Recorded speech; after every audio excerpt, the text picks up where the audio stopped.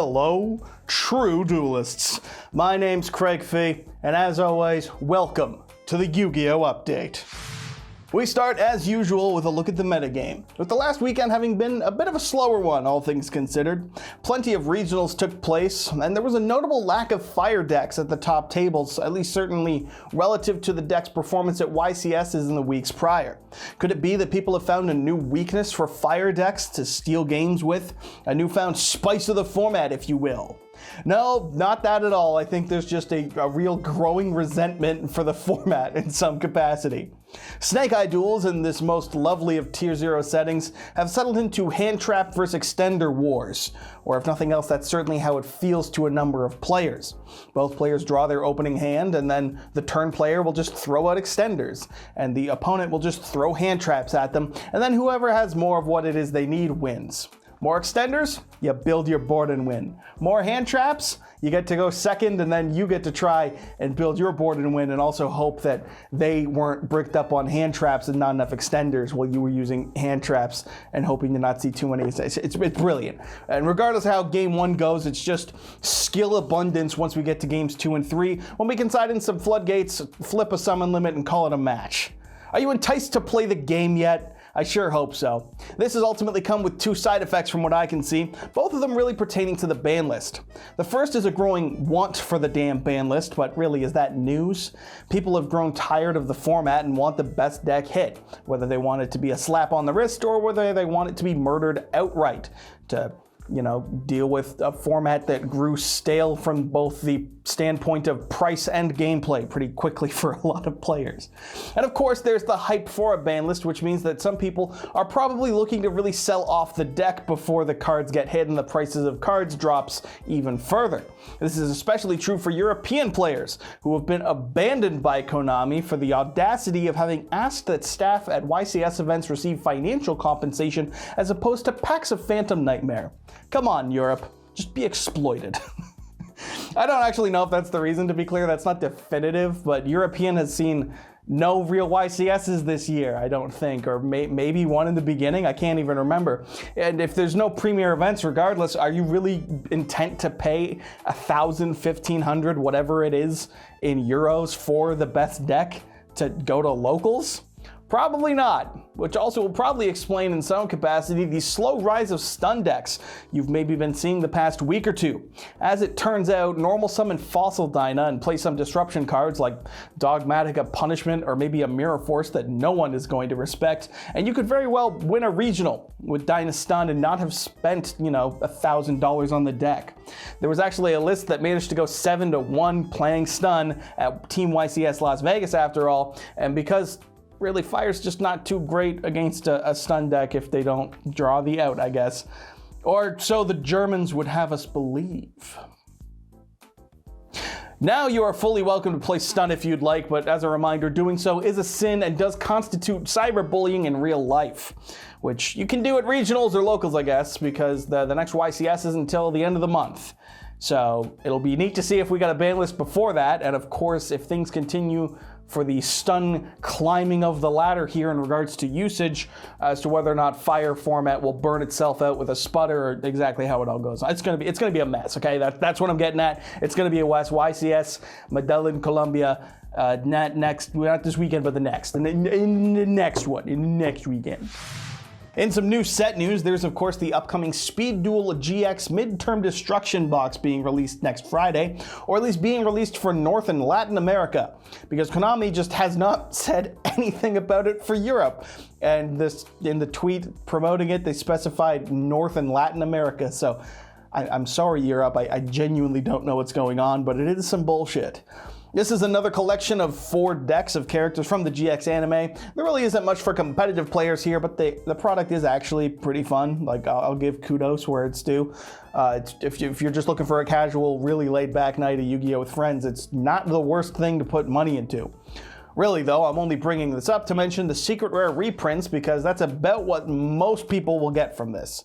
Really cool things like Neospatian Grand Mole or Neospatian Aquadolphin, a secret rare Card Trooper or a Dandelion, or even a mystical Space Typhoon. Oh boy. These are all just bling out options, if you'd like, for some older formats, I guess, because Dandelion is banned as fuck, and Grand Mole hasn't been a strong side deck card for at least a decade. Also, I can't believe MST is getting its 55th reprint or whatever. My God, can you believe it? Finally, the crowds have just been screaming at the top of their lungs for more MST prints. It's exciting, dude. It's got a secret rare for the 3rd time. Please, please get excited. It's the only product this month, and Konami is clearly struggling in Europe. Unless you're in Europe, in which case you don't even get the fucking option to buy it, maybe? Who knows? That's probably actually better because there's too many sets in general. But yeah. Affordable Blingy Fossil Dyna has been released, which is sick. Just in time for Stun decks, and again, not for Europe. Allegedly. I don't know. We'll find out next Friday, I guess. And in some actual dog shit news from Big K, Konami took the time this week to announce that the World Championship Finals, taking place in Seattle in September of this year, will be a fully private event, so to say. Now, it's no shock that competing at Worlds is for a invite-only list, as it should be, but it is a bit of a bummer that there will be no public events or even viewings available to cheer on your favorite players whatsoever.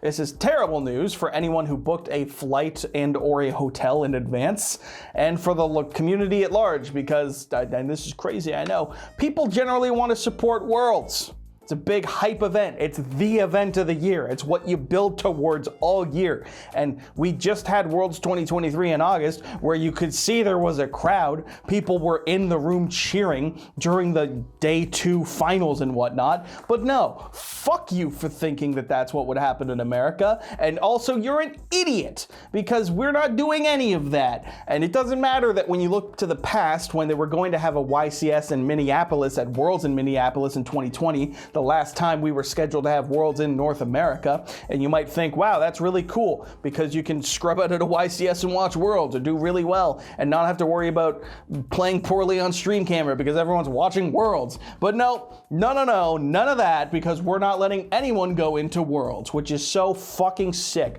I love the notion of whoever wins standing in a room with like 20 people for whoever was running the stream and the judges and whatever, and just raising the trophy for, again, like 20 people clapping, like, you did it, you're the world champion. Now get out. We need to sweep and mop up the vet. Get out now. We're done now. I don't know. It irks me. Okay, I'm just saying. Like, it's the thing we want to cheer for. It'd be a really cool thing to do, to go to Seattle and cheer on the best players in the world and all that jazz. But nope, that's stupid. We don't do that here. We don't make sense. We only make dollars. And you don't make dollars by providing a quality fucking experience for your fans, apparently. So that's cool. That's really sick. I'm really glad to hear it. And I'm definitely not bummed about it at all. I'm completely off script. So that's it. They can't go to Worlds. I think that some amount of YouTubers might be trying to plan something in Seattle. I'm running off like a memory and a tweet here, folks. Don't take my word for it. But the long story short is you ain't getting shit from Konami, so you may as well enjoy what you can, and I hope you really enjoy watching the stream. Cool. There's also a new alternate art revealed for Harpy's Feather Duster. Not too long ago, we saw the new alternate art for Regeki, depicting the iconic Slifer the Sky Dragon as being the source of that lightning bolt. So it's no shock to see Duster get an alternate art as well. And I suppose, fittingly enough, being used by a Harpy lady of some variety. I saw so many Redditors debating which Harpy lady it is, and I really and truly do not care. I'm not gonna lie, this one doesn't really do a whole hell of a lot for me. I get it, there's not a single other monster really that would make sense since this is a Harpy card, but Regeki being from a literal god card is the type of shit that'll make any guy say, hell yeah. And this is just like, it looks like she's tripping. It looks like she's just picked up the feather. It's like, whoa. And then accidentally, as she's falling, just kind of smacked my cards off the table. You know, it's just like, whoa. It's just what the script says. It's just a big caps, whoa.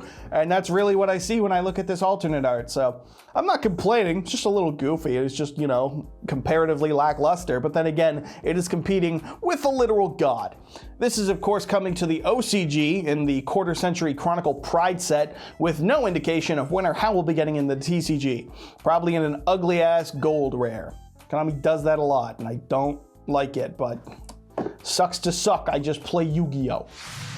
And of course, in the most exciting and pertinent news that you'll hear all week, Funko Pop, Funko Pop, Funko Pop, Funko Pop. Consume, consume, consume, consume. Thanks as always to LIFD for the support, the #1 way to support my channel currently, and the true Duelist approved way to show off all your favorite cards. You can get a single set here, you can get a 3 set there, however you're feeling. You can use promo code YGOSTRATS15 to get 15% off, whether you type it in at the discount code at the checkout or you click the link in the description of this video. As always, a huge thanks to LIFD for the support, and thanks to you for watching. So that wraps it up for this week's update. As always, I've been your host, Craig Fee, which I say wrong a lot, but fuck it, haircut fee, get it? Because my hair is different. Either way, thanks for watching. If you want more, hit subscribe. Not only will you immediately become a true duelist, but you'll be impressing that smoking Italian wife, and one day you might get the lore video on what the fuck that Marsh Stomp is doing. Nah, I'm kidding, you won't, but hit subscribe anyways. Shoutouts, as always, go to LIFD for the continued support of the channel. It's $10 on the floor. I'm just seeing there's a $10 bill. It's like, whoa.